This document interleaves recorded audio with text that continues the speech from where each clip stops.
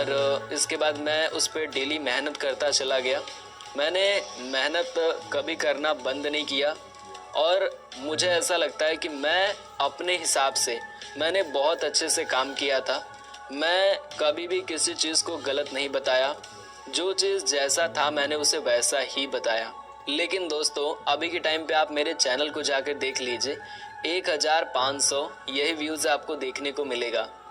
मतलब जैसे मैं पहले वीडियोस को बनाया करता था अब भी मैं वैसे ही बनाता हूँ। मैंने अपने क्वालिटी को चेंज करने की बहुत कोशिश की है और मैंने किया भी है।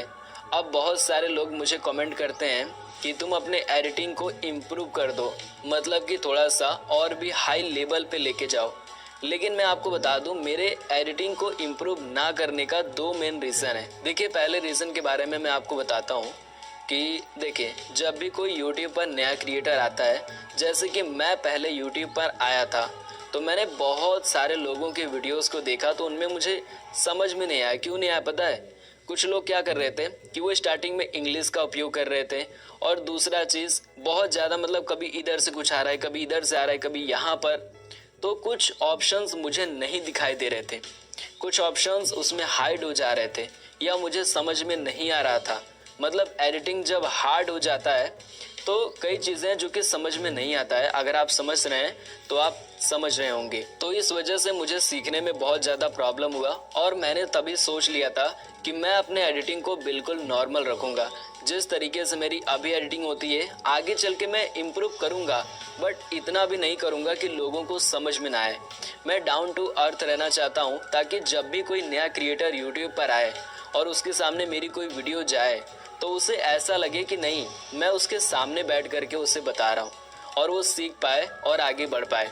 तो ये मेरा पहला कॉन्सेप्ट है, इसीलिए मैं अपने एडिटिंग को बहुत ज़्यादा हार्ड नहीं करता हूँ। और दूसरा जो मेरा पॉइंट होता है, मतलब जो दूसरा मेरा मकसद है, देखिए मेरा फ़ोन उतना भी अच्छा नहीं है और मेरे फ़ोन का जो कैमरा है ना, पता नहीं क्यों मतलब इतना ख़राब है ना, मैं क्या आपको बताऊँ।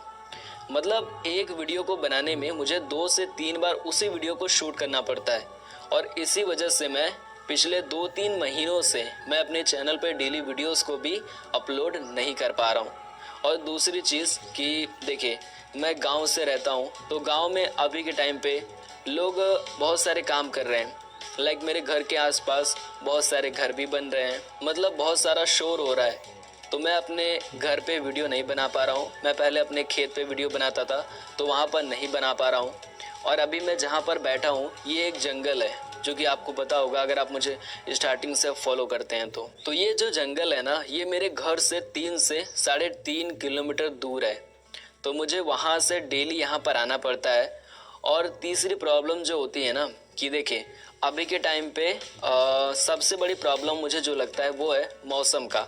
अभी मौसम अच्छा नहीं होता है, कभी बारिश हो रहा है, कभी मेरे घर पे शोर हो रहा है। मैं घर पे तो वीडियो नहीं बना सकता, ये पॉसिबल ही नहीं है क्योंकि वहाँ बहुत ज़्यादा शोर होता है। तो जंगल में आओ फिर यहाँ पर वीडियो बनाओ। कभी कभी ऐसा होता है कि जब मैं यहाँ जंगल में आता हूँ तो यहाँ पर भी कोई काम चल रहा होता है। जैसे कि अभी कुछ दिन पहले यहाँ पर रोड बन रहा था तो उसका काम चल रहा था, तो उसकी वजह से मुझे यहाँ पर नॉइज़ बहुत ज़्यादा आ रहा था, तो इस वजह से मैं वीडियोस नहीं बना पा रहा था। बाकी मेरा कैमरा सपोर्ट नहीं करता है, मतलब कैमरा पता नहीं क्यों क्वालिटी इतना ज़्यादा बेकार दे रहा है ना कि मैं क्या बताऊँ आपको। और कभी कभी क्या होता है कि ये जो माइक मैं अभी यूज़ कर रहा हूँ ये माइक ही छोड़ देता है। तो बहुत सारी प्रॉब्लम्स हैं, इस वजह से मैं कहीं ना कहीं डेली वीडियो नहीं बना पा रहा हूँ। और चैनल डेड होने के पीछे एक मेरी ये भी गलती है कि मैं डेली अपने चैनल पे नहीं था पिछले 2-3 महीनों से। तो ये गलती हो सकता है, बीच में मैं बीमार हो गया था इस वजह से मैं नहीं बना पाया, तो ये सारी गलतियां हैं। बट इन सब को करने के बाद भी इतना ज़्यादा व्यूज़ डाउन होना, मतलब ये मुझे समझ में नहीं आ रहा है। मतलब आप लोग मुझे कमेंट करके बताइए कि क्या मैं एकदम ख़राब वीडियोस बनाता हूँ, मतलब पूरे यूट्यूब पर मैं ख़राब वीडियोस बनाता हूँ या कुछ, मतलब मैं वैल्यू दे पाता हूँ या नहीं। मुझे क्या चेंज करना चाहिए, आप लोगों को क्या बुरा लगता है मेरे वीडियोस में, मुझे क्या सुधार करना चाहिए। क्या आपको भी लगता है कि मुझे भी बहुत हाई फाई एडिटिंग करना चाहिए जिससे लोगों को समझ में ना आए? तो आप लोग मुझे कमेंट में ज़रूर बताइएगा।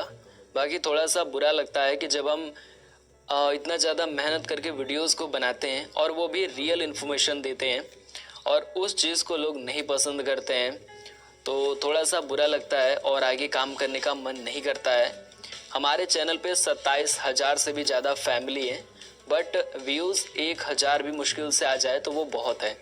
तो ये चीज़ें हो रही हैं अभी के टाइम पे, तो देखते हैं क्या होता है। बाकी मन नहीं करता है, आपको खुद ही पता होगा, अगर आप एक यूट्यूबर हैं, क्रिएटर हैं, तो अपने आप को आप कितना समझाएंगे। एक टाइम ऐसा आता है कि आप अपने आप को भी नहीं समझा पाते हैं। तो ये चीज़ें होती हैं। आई होप करूँगा कि आप लोग जो सही है उसे सपोर्ट करेंगे। और बाकी मैं कुछ कह नहीं सकता। बाकी आप लोग मुझे बताइएगा कि क्या मुझे करना चाहिए, क्या मुझे यूट्यूब करना भी चाहिए या नहीं करना चाहिए।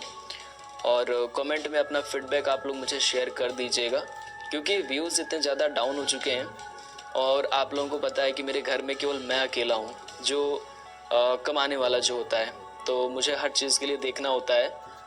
तो अगर यूट्यूब पे नहीं होता है तो मुझे ना चाहते हुए भी दूसरा काम करना पड़ेगा, क्योंकि पैसा बहुत ज़रूरी है जीवन में, पैसा भी चाहिए होता है।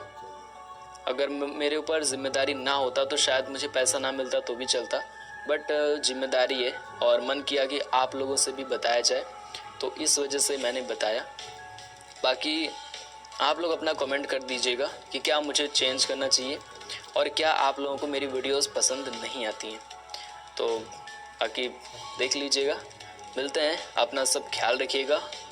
बाय।